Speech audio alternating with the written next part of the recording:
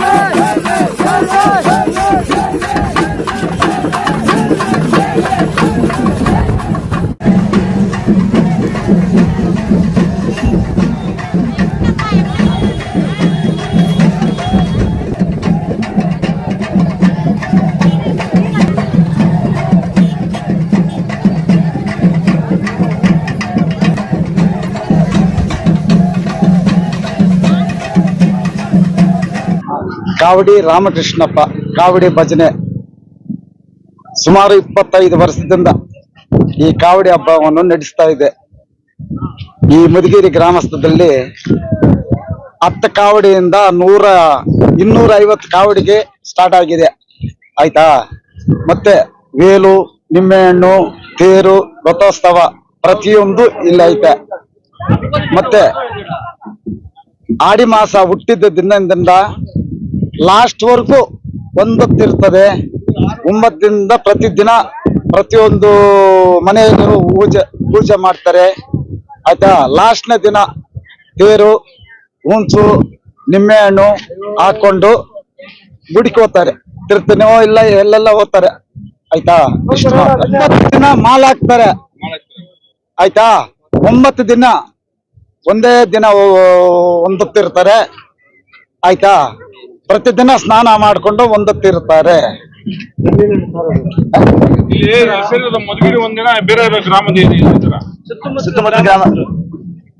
ಮುಲ್ಬಾಗಲ್ ತಾಲೂಕಾಗ ಪ್ರತಿಯೊಂದು ಊರದಲ್ಲಿ ಪ್ರತಿದಿನಾನು ಇರ್ತದೆ ಭಜನೆ ಕಾವಡಿ. ಮುದಿಗೇರಿ ಗ್ರಾಮದಲ್ಲಿ 10 ಊರು ಗ್ರಾಮಸ್ಥರು ಈ ಊರಾಗಿ ಇರ್ತಾರೆ ಭಜನೆ ನೋಡಕ್ಕೆ. ಮತ್ತು ಕಾವಡಿ ಹಬ್ಬ ಅಂದ್ರೆ ಇಷ್ಟವಾಗಿ ನೋಡ್ತಾರೆ ಇಲ್ಲಿ ಬಂದು ಸುತ್ತಮುತ್ತ ಗ್ರಾಮಸ್ಥರು.